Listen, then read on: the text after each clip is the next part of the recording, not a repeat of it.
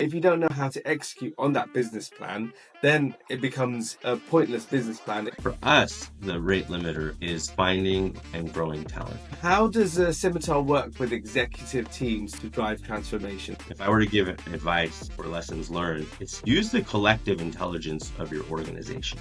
Building a digital footprint is now becoming more important than ever before. Nobody's going to have 100% success rate in every endeavor. Welcome to the podcast From Cold to Close. My name is Saeed and I'm the founder here at SRC Growth Partner, a company that works with professional services and consulting firms from around the world to help them increase their revenue and profitability by acquiring new clients. My guest today is Ramy Khalil, the founder and CEO of Scimitar Inc, a specialized management consulting firm dedicated to supporting the life sciences industry in solving complex challenges. He focuses on the design and leadership of large-scale transformative change, neatly wrapping operations improvement, human capital planning, and technology investments with expert organizational change management. Scimitar is built on a commitment to deep industry knowledge, client collaboration, and relentless focus on results. Ramy holds bachelor's and master's degrees in mechanical engineering from MIT, as well as an MBA from the MIT Sloan School of Management,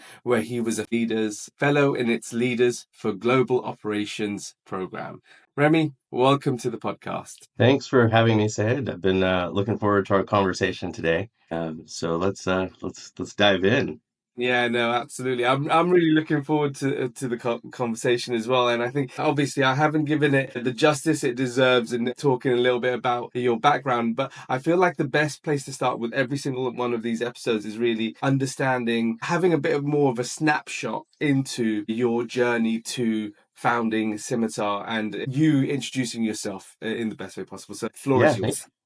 thank you. So, as we mentioned, Scimitar is specialized in the life sciences, and I think the question is, how did I get into life sciences, and why explore the opportunity there? And I think I probably share an experience common to all of our audience and viewers, and really all of humanity, in that early on in my career planning, I had like a life event where my father had a heart attack, and I observed the treatment he received, and thought there had to be a better way. So he had a triple bypass surgery that's major impact on the body. It's a horrible procedure. And from there, shortly afterwards, this was the summer before I went to university, I met graduates that were going into medical devices and designing stents. At the time, it was a whole new technology geared towards minimally invasive treatment of cardiovascular disease. And 4 years later, when I graduated, I joined a stent company, and you could see how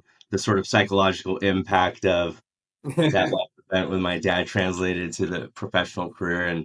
And from there on, I was committed to a career in the life sciences. It's grown since then. Over the years, I made the shift into biopharma, but still completely mission driven, and tying back to that personal experience that I think all of us has had somebody that we've either lost to disease or has been negatively impacted their quality of life. And so I think it's a very fulfilling industry to be in, and that all of my staff, we share similar experiences that have drawn us to this space, and we share that mission with our client base. Sure. I love hearing the why, the journey for the why, right? And the starting point of everyone's journey, there's always a place where it kind of filters how someone becomes who they are and the journey that they plan out. So I think that's really interesting. In terms of going into the direction of entrepreneurship and starting your own firm, what inspired you to start and grow Scimitar, and what problem were you solving in the life sciences industry? Yeah. It's two different things. Two different things. I'd love to say that I saw this business case and I pursued it, and I actually stumbled into it. So I did join a consulting firm coming out of business school, like as a lot of business school graduates do. And I was with them for a period of time, and then I decided to exit. And when I exited, my clients reached back out and asked me to stay on and continue working with them. And so I had formed very deep relationships with my client just as a matter of how I worked. It wasn't a style of the consulting firm, that was something personal. And so I worked as an independent for some years. And I think this was the first need that I realized we stumbled into a really great business model. Over the years, I became more and more expert in the disciplines that I was providing to my clients. And that was the second maybe business model aha that took place. And so what I'll call out is our industry is highly regulated and has its complexities to it. Consulting generally as a service cycles in junior staff that are higher margin, do a couple years and then move on into whatever part of their career. And so offering our clients deep experience and longevity of a consulting career, it adds a tremendous amount to the value that we can add. And so that was the business model that we stumbled into.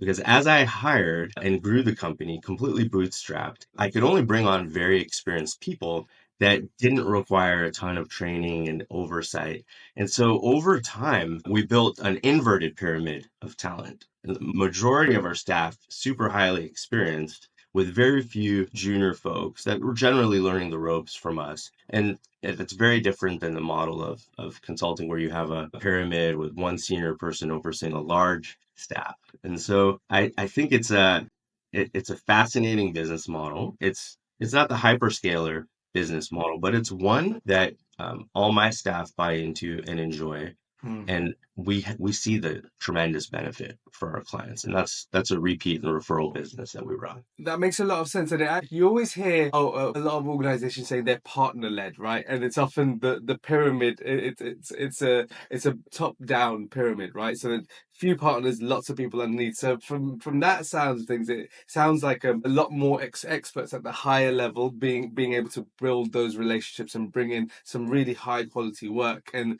so that's really quite an interesting business model to be able to operate. In terms of then, you mentioned that Scimitar exclusively works in the life sciences sector, right? Why is that level of specialization important in consulting? Yeah, this is another fascinating question. I'll answer it generically and then specific to life sciences. And so when people are buying services, let's say that I need to hire an accountant for a technology company. I might interview a few folks and some will have technology industry experience and others may just be great accountants but don't have that experience. Well, wouldn't it be ideal to find the two? Mm. And so buyers, I'm going to say our clients are always interested in knowing that our talent has experience within the specific vertical that they're accountable for. But do they have regulatory experience or safety experience or quality experience? But really what they're buying, because they have all of that collective intelligence within their org, what they're really buying are the services. And they should be asking, are they an expert in service XYZ? Program and project management, strategic planning, organizational change management. But then if you can get the two, that's a double whammy of value for the client because we can instantly speak the language and then we're expert in delivering the service that they're actually acquiring. Mm. And so I would say in any consulting industry that needs it, if you can find the double of vertical expertise and disciplinary expertise, then that's a great partner to bind yourself with and use over and over and over again. Now, in life sciences, we do have some complexities that are unique to the industry. It's highly regulated, and so you need folks that understand the regulatory complexity of the organization of the industry. And then I think there's something really fascinating, which a professor of mine years ago wrote a book, and he called it clock speed. Mhm. Essentially, the cycle time for product development will will determine the performance level of an industry. And so if you're releasing product at a very high frequency, you have a lot of opportunity to drive continuous improvement. But the clock speed in biopharma, it takes a decade Mm. to bring a product from research all the way through to launch. And so that doesn't allow for that workforce to go back and recycle its intelligence and improve ways of working. So it's a huge opportunity for management consultants that we see these things happen over and over, and the industry can't handle it itself. Bringing on a partner like us can sort of augment and we can act on the system to improve it. Yeah, no, I think that's some really interesting points you mentioned there, especially with the life cycle, and it's actually, or the clock that is. It makes me think about anything that comes out to market. There has to be that research phase, right? And so it takes a long time, and a 10-year cycle is a long time time. A decade is a long time for something to come to market. So it's really interesting to hear that. What are some of the biggest challenges life sciences companies face today, and how does Scimitar help solve those problems? Yeah, I think I appreciate the question. There's one big macro challenge that I think drives a lot of, complementary challenges, and that is from the clock speeds. In the industry, because we're using 10 years of intellectual property protected time, uh, out of a 20-year allowance for standard intellectual property practice, there's a very short commercial period to recoup your investment, like revenue period for a product before generics can come onto the market. And so this short commercial period before the loss of exclusivity, it's important to understand that because it then drives the next biggest concerns that the biopharma industry has, which are speed to market and then productivity. Hmm.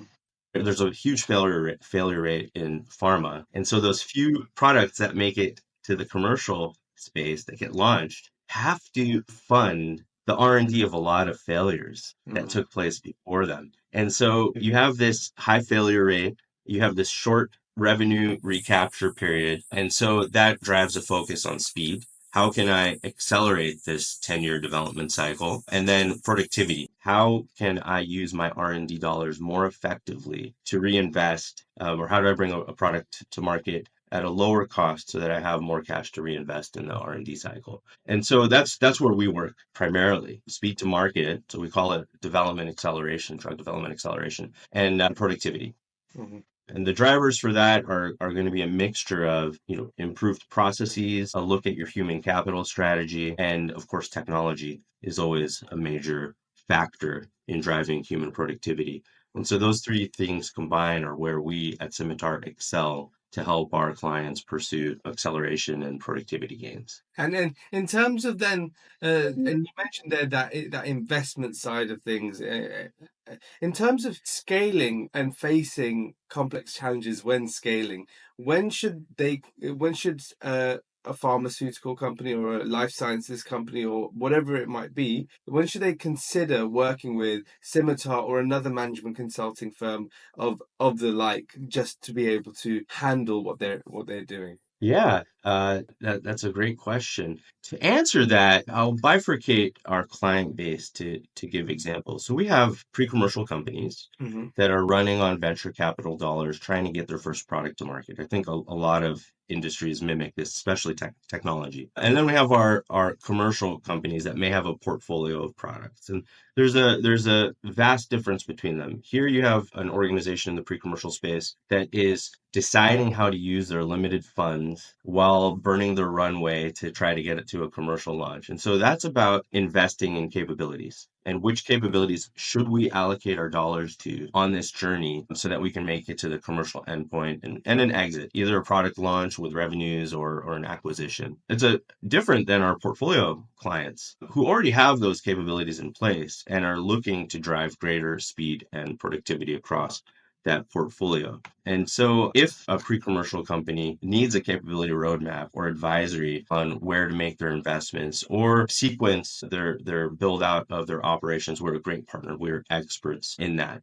And we have lots of strategies that can help defer investments to the commercial paradigm or lean out those investments to make them most effective. And then definitely for the commercial companies, when we're talking about development cycle times and reducing those, the inverse being accelerating them, we have proven methodologies that we can use across the value chain time and time again to offer speed and productivity. And so I think if there are challenges on where to invest or on how can I drive up performance in my operations, that would be a great opportunity to call Scimitar. Sure. And that makes a lot of sense. And in terms of, obviously, you have the beauty of being able to be specifically working with life sciences businesses is the fact that you have a deep knowledge of the sector, right? And you have a very deep understanding of the problems that are faced. In terms of your firm itself, you offer obviously a broad range of value added services. You've got drug development acceleration, I think it was quality management system optimization, supply chain optimization, post-merger integrations, CRO, CDMO, alliance management, leadership coaching, and functional strategy. Which of these are areas are most in demand right now from your clients, from your prospects? Yeah, that's another great question. So we do source our revenue and understand where it's coming from, and I have all the analytics. I will say of interest to our clients is anything in the development acceleration space and anything in the functional strategy. And so it's fascinating for the larger organizations as they begin to segment more and more into discrete functions, and we call it, it's sort of like the pigeonholing, but it's different than a startup environment where everybody's wearing all the hats. You start to form your verticals. How do they develop their strategies, and how does it fit within the context of the whole organization? And so these senior leaders and their teams are accountable for delivering performance in the value chain, doing it within tight or fixed budgets. How do we optimize our use of resources, our ways of working to deliver our corporate remit and still create a great place to work and an environment where employees can thrive? And we're consistent with the trends of our industry or leaders in that. And so that's a really challenging leadership space to be in. And we do get quite a bit of requests for support in that space. I can imagine those specific areas make a lot of sense for interest to be generated. But how do you balance the strategy and execution kind of side of things to create, I guess, long-term value for clients? I'm sure there's different strategies you have, but there's a difficulty, I imagine, in balancing that. So how do you balance that? Yeah. For those types of clients where we're working with functional leadership on their functional strategies, strategy and execution are the same. They have to happen together. We would just call that the strategic planning and execution process. And a lot of times we're installing that in these organizations from the start. And I use time and time again with my clients, I have three axioms of strategy. The first is all strategy is very simply an articulation, a statement of what you want your future state operations to be. If I want to expand in a certain market, that's fine. I have to have a subsidiary in that market. I have to hire in that market. It all translates to operations at some point. Mhm. So all strategy is an articulation of future state ops. All strategy is executed through projects, temporary endeavors to put those capabilities in place. And then all projects must transition effectively to operations. Mm. And so you have to have, if you really want strategy to come forward and be real, you have to have an eye on your future state operations. Mm. And when we keep those three axioms in mind, it helps drive the success of a strategy. If you never forget its endpoint is in operations, Mm. then you're going to include your operational partners early, and they will adopt it and buy into the strategy. And so I would say strategy without execution is just it's talk, it's ivory tower talk. And so they're part and parcel of the same. Yeah, I actually love that, and it's very easy to have a strategy without knowing how to execute. And every single bit, it reminds me of everyone has a business plan, right? And everyone in that business plan, everyone has this is what it was. But if you don't know how to execute on that business plan, then it becomes a pointless business plan. It just gives you a loose direction of which way to go. So I think that's really interesting. Beyond the technical and strategic expertise, consulting is also about leadership and relationship and trust. How does Scimitar work with executive teams to drive transformation? Obviously, you're working at a very high level. So how would you do that? We oftentimes execute on strategic initiatives that may be predefined by our clients. Mhm. Large scale transformations. Hey, can you help us drive this, large scale program? But more often, we're invited uh, to the table as addendum leadership team members. And this is where we are most effective with our clients. Doesn't always happen, but oftentimes they'll say, hey, Ramy or Mark or Yun, these are some of my colleagues. Would you join our leadership team for a period of time? And what we'll do in that time is drive leadership team efficacy. So if we can take their normal operations, the things that every leadership team does, they do budget planning, people development, strategy. They have to deliver their core remit in the value chain. If we can manage that within roughly, I don't know, 60% of their time and leave 40% to to the bandwidth for that to think about the evolution of their organizations, and then we can drive significant improvement in transformation Hmm. in their culture, in their operations, measurably. And so we work first with uh, leadership teams so that they can tighten up their ops, take the time to structure a vision, and then from there, cascade that vision so that the full vertical span of their organization is aligned and participating in the realization of that vision, the strategy execution piece. So that's generally how we'll try to get the top of an org linked to the bottom of the org. And then the phenotype of our staff, despite their years of experience, they know where the action is, they know where the value is created, and we are as comfortable speaking and working, collaborating closely with individual contributors as we are with the senior leaders. And our goal is to connect that full vertical span of the organization. Yeah, and I can imagine that in itself is a large part of the task, and being able to bring that alignment in, and then moving forward in that. What do you think? Or what do you look for in a great life sciences leader?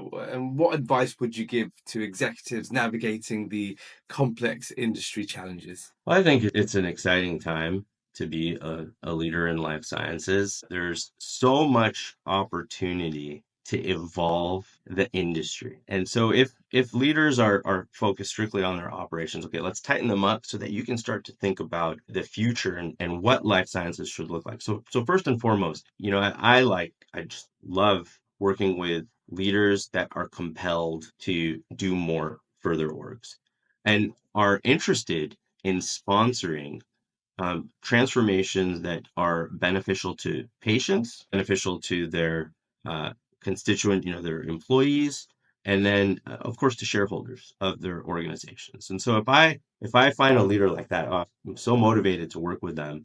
Uh, and then they have to be in it for 18, 24 months. Large scale transformations don't happen quickly, so they have to have the energy to pursue that with AI right now, transforming all sort of content generation throughout the entire end-to-end drug development life cycle. There's a ton of opportunity to pursue productivity and speed, but you want to do that with your organization. And I think this is where leaders tend to stumble. If I were to give advice or lessons learned, it's use the collective intelligence of your organization.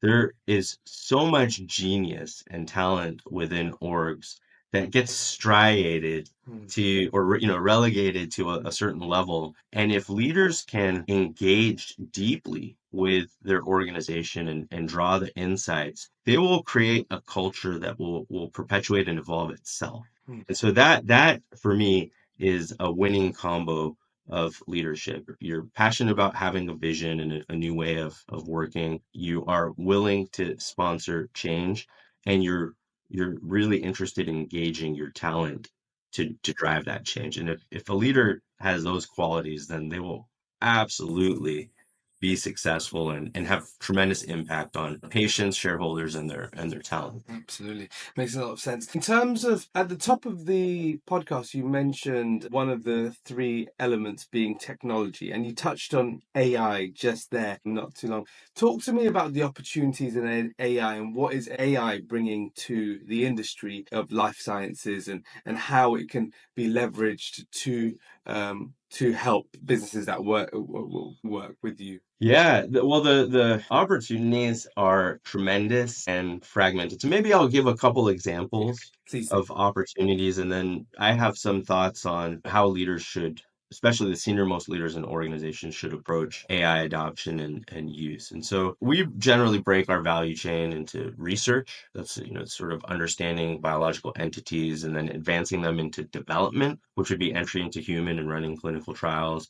And you have technical operations, manufacturing, supply chain, and commercial, everything having to do with putting your product into the public domain. And so each of these areas has a huge opportunity to leverage artificial intelligence because of its content generational generation powers. And when we think of a market application for a new drug, most people don't know that these are millions and millions of pages long. And it's funny, I'm saying pages, not data files, because across the globe, a lot of this is still submitted in a document paradigm in PDFs. And so that's a completely separate document, a separate conversation. But this document paradigm, once I say that, I think everybody can immediately understand that there's a lot of writing and authoring and data assimilation. And I think this is one of those areas of very low-hanging fruit Mm, for large language models and the ability to help medical writers and this packaging of information and interpretation of data that gets submitted to health authorities. Just one really low-hanging fruit example of, you think about blog writing. mm, Well, now I can have my GPT write my blogs. mm, We're not far from having GPTs authoring a summary of clinical efficacy. mm, Why not? There's a lot to reference, and mm, there's a ton of data, and this is an opportunity. And a lot of time and resources are used to package this data and submit it. So just one example of productivity opportunity with it. But stepping back, I think senior leaders have to consider how are they going to deploy AI widely across their organizations. And I say this because I can think of 100 such use cases like that medical writer one. mm, And I also am aware that there are generations in the workforce. mm, And some people will adopt technologies mm, faster than others. mm, I have to make those technologies accessible mm, to those folks. I need to worry about the adoption of it. And then I need to worry about consistency and scale. Because if I have 100 different use cases using 100 different technologies and it becomes a free for all, how am I going to wrangle that into sort of a consistent, secure way of using artificial intelligence? I think this is where our industry is getting a little bit nervous. Well, we're highly regulated. And so are we going to slow down? We want to be fast. We know we have to do this. It is upon us, but we need to do it in a scalable, consistent, validated, and compliant way. mm. And I think that's the big challenge that senior leaders face. I think you raised a really interesting point there. And I actually had a conversation in a previous podcast about AI, and we were discussing the guest. He specifically said that AI is great at the moment, but if you, on occasion, it sometimes doesn't give you the right information, right? And so there might be a little bit of a journey that still needs to be played. And coming into life sciences being a highly regulated industry, there's a lot more jeopardy that is involved with AI, I imagine. So I can completely see the point in going, well, we want to be quick, but we also need to make sure that we're doing it in the right way. So I think that's really interesting. In terms of then adoption, is there any specific softwares? Is there any tools that you've seen in the market that's being super helpful, or is it very much still early days, very much in its infancy, and things will grow over time? Yeah, I think what you just stated is absolutely true. So I just ran with a client a full technology assessment, Yeah. and how are we going to reshape our technology landscape with respect to AI? And as we went out and did the external research, we found that it was still too emergent, meaning there were no available credible players where you'd be willing to sort of throw in your hat and say, hey, we'll make this investment because we know it will support us. In our industry, we have a few dominant software players, Mm, old maybe older paradigm software players, but there's no risk mm, in working with them if you can afford to mm, and implement their platforms and technologies across your end to end. With artificial intelligence, we don't have that yet. Maybe we have one or two use cases supported by a budding technology company. You don't know if they're going to last. You don't want to transition your workforce, and you also can't transition just a fraction of your business. And so this is a challenge where,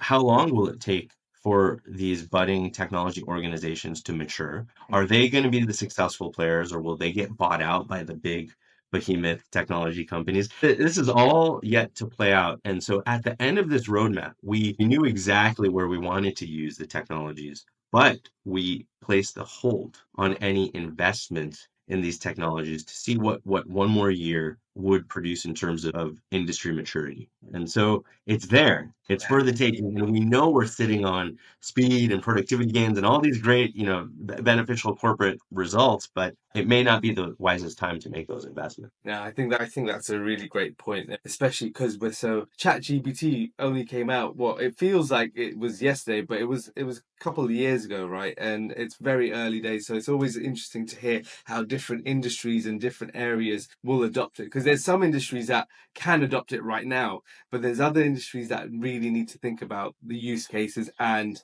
whether it will be worthwhile. So at this point as well, so I think that's really interesting. So in this section of the podcast, we like to call the Entrepreneurs Room, and so these are a series of questions we like to ask all of our guests to give our viewers and listeners an opportunity to understand how business owners, founders think within a business. So the first question I'd like to ask in this segment of the podcast is, how are you currently spending your days as a leader of the business? Yeah, I talk about this with my staff quite frequently. So I allocate about 50% of my time to connecting with my people. They're the eyes and ears to our clients. They're also in a service company, management consulting firm like ours, our most important asset. And so easily 50% of my time. And then the remaining 50% I divide, let's say 25 and 25 for strategic planning. Like how are we going to evolve as an organization, and then the other is running our operations, working with our back office and marketing, accounting, finance, those things that we need to run the business well. Yeah. It makes sense. I always love hearing the breakdown. Some business owners will go, "This is what I do," or "This is how I do it," or "This is what I love to do." I love it when you break it down into the percentages because it gives a good idea of how your day is actually run. In terms of then the most important metrics when running your own business, and every business is slightly different in terms of you're running a consulting business versus if you were running a SaaS business, for example. Metrics matter most to you in the business when you're looking to manage it. Yeah, well, it's a very comprehensive suite of metrics, but definitely our financials come into play. There's the actuals and then there's the forecast. Mhm. It's the forecast tells us, are we looking at like a prospective, like a great year ahead, or where do we need, how much energy do we need to invest? What are we driving towards? And so in a consulting firm, you're always going to look at things like utilization, revenues, net margins, like all of the current financial data. We're oftentimes 100 to 150% utilized in our firm. It's our business model. So I don't actually worry too much about utilization. What I then care about is looking at our pipeline Hmm. and actual contract runway. So we have purchase orders with our clients, and I can get a very good sense of what our year looks like by looking at the remaining contract value that Hmm. we have booked. That tells me, everybody's going to be busy, for the next X many months. But then we have to look at our pipeline. Hmm. And how many prospects do we have? How many contracts do we have routing? And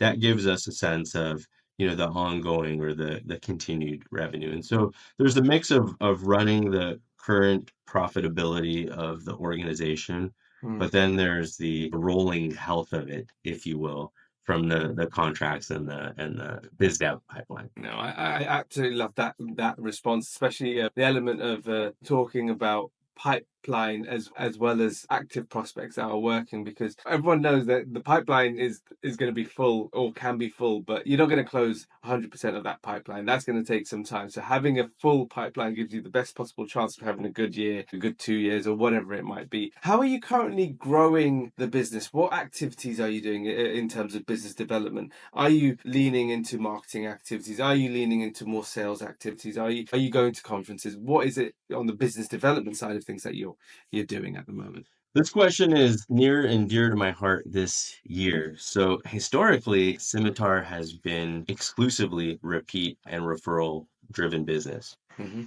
Our growth, which is probably historically over the last decade, about 15% compound annual growth. Not huge, but a nice clip. It was all repeat referral. And we have zero marketing budget prior to 2025. And so this year, I have zero interest in outbound. That's not our brand. That's not who we are. I don't want to spam any potential client's inbox with emails. But what I would like to do is take my industry experts. I have such amazing talent, and I want them to be more visible Mm, in the industry. And so this is about writing our white papers, maybe journal papers, blogging, visible presence at conferences and speaker roles. And then all of that has to manifest digitally because we need to make that intelligence that we're sharing available to our clients. I think we have a tremendous wealth of insights, mm, like a huge knowledge archive within our talent that we can begin to push forward. mm, I do imagine that over time, as we establish our visible expertise and put forward the insights, that there will be more digital traffic that hits our website that we can capture into the CRM, and we'll get a little bit more non-repeat, referral repeat business, some inorganic growth. But if we can lower the bar for our current buyers, mm. because hey, look at Scimitar. If they're negotiating with their superiors or budget or finance colleagues, it becomes much easier to bring us in if we're digitally seen in the LinkedIn and on our website Mm. in the spaces where they're interested. Yeah, I think that's a really interesting point that you mentioned there. In terms of building a digital footprint is now becoming more important than ever before, right? And being visible, being people being aware, being top of mind, and having that. And it's not just. I love the fact that you said it's not just you that's doing it. You want the rest of the team to be visible as well with their knowledge and everything that they have behind the closed doors, right? That's locked away. Being able to share that demonstrates the level of expertise you have in the industry, which can only create opportunities for organic and inorganic growth. In terms of where do you see the business going over the next 3 to 5 years? Where's the aspiration? Where would you like it to be? Yeah, this one is, I'm not going to call it a heavy debate. Our staff joined Scimitar because of its unique culture and Mm. positioning. They wanted to be part of a specialty, small, mid-sized firm. And so, while financially we'd like to become the next McKinsey and Company, that really isn't our core interest.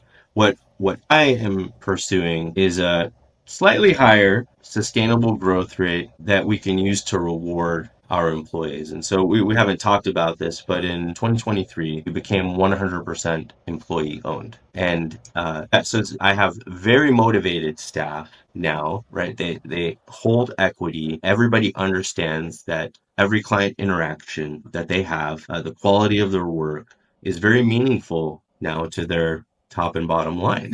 Uh, they're heavily invested. And so I want to see a great return Mm. for them. I've had the benefit of, founding and running the company for many years. And I think that ownership experience is something probably the greatest reward in my professional career. And now my staff have that experience and I'd like them to see the benefit. And so the growth rate, if we're in the 20s, if I had to put a number to it, would be excellent. I think that gives us several years of growth without compromising our sense of community, where we can maintain the high quality of work. We can recruit that talent. Talent for us is the biggest thing, and still sustain the scimitar flavor. So it's a balance between growth and preservation of our culture and quality of offering. And I think there's room for more growth without compromise. And I'd like to get as close to that ceiling as possible. Following on from that, what do you think is currently standing in your way of achieving exactly what you said there in achieving those goals? Well, I talk about the value of experience Mm. as being a primary differentiator for between Scimitar and other consulting partners. And I would love to squeeze more experience into every hour for every one of our staff. Mm. But the fact is, it takes time. Mm. And so we can recruit great talent, we can add new service lines, but we need to be able to power those with talented staff. And so for me, I would say that our rate limiter isn't the market. It isn't the size of the addressable market or being able to capture the market. For us, the rate limiter is finding and growing talent. Mm. If I would call us like a concierge, white glove Mm. premium service, you can't just acquire that talent. If the demand comes and we don't have the talent, then we begin to say no to our trusted partners. And so we want to grow the demand and the talent base together. Hmm. And so to do that takes time. I think we could generate demand very, very quickly. Whether I can build the capacity quickly enough to meet that demand is the question. Absolutely. Of course, you've been a founder and a CEO for many years now. What are the biggest lessons that you've learned in your time in business and growing an organization? What are the biggest takeaways that you can give to our viewers and listeners from your many years of experience? Yeah. Wow. Well, I have a track record, and I'm going to speak very positively of this, a track record of trying things that didn't work. Love it. So failure is a very good friend and teacher. And we promote that philosophy within our organization. Nobody's going to have 100% success rate in every endeavor. You can't let that stop you from trying. And when you're a part of a team, you don't want to let a team down. When you're the leader of an organization, you don't want to let your organization down.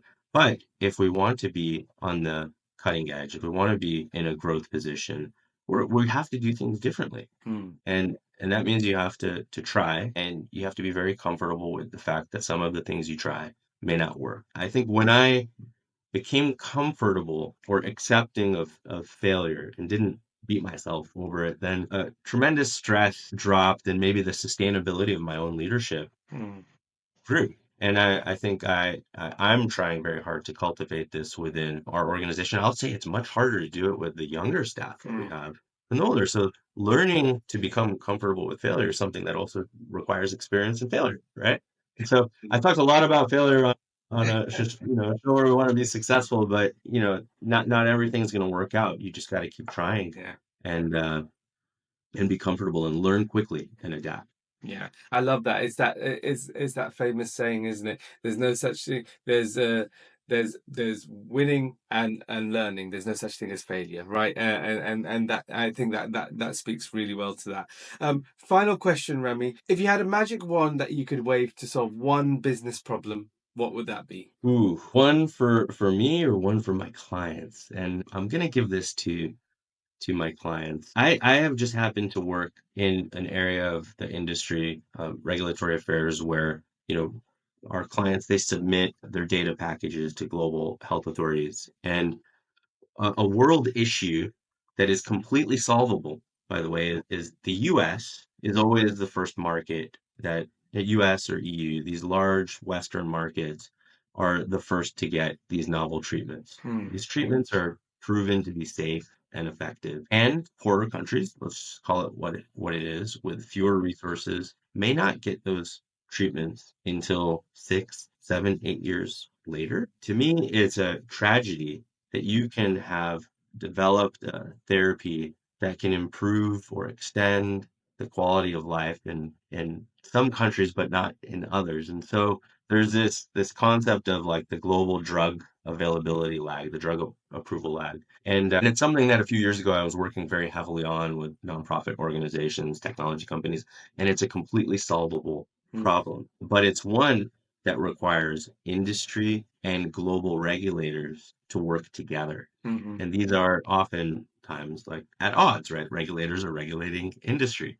But how can we collaborate and use technology to accelerate this gap closure between leading countries and lagging countries? And I just look at millions of patients worldwide that could benefit. We're all citizens of the same world. And so this would be a very solvable, realistic problem that I would love for our industry to converge upon. And I've spent some significant time in the space and have seen progress, but there's so much more to be done. Can imagine. Well, Remy, it's been an absolute pleasure having you on the podcast. It's been a great conversation. I really appreciate you sharing your insights for our listeners and viewers. If anyone wanted to find you, where would they go? What would they need to do to get in contact? Yeah, the www.scimitar.com, that's our website. You can reach any of us through there, or definitely LinkedIn. If you look up Scimitar, you'll find us there, and you can navigate to me or any one of my staff. Be Fantastic. happy to have a chat. Great stuff. Fantastic. Well, again, thank you very much for your time and really appreciate your insights. Great to. Thanks for having me today. No worries Appreciate at it. all. Appreciate it.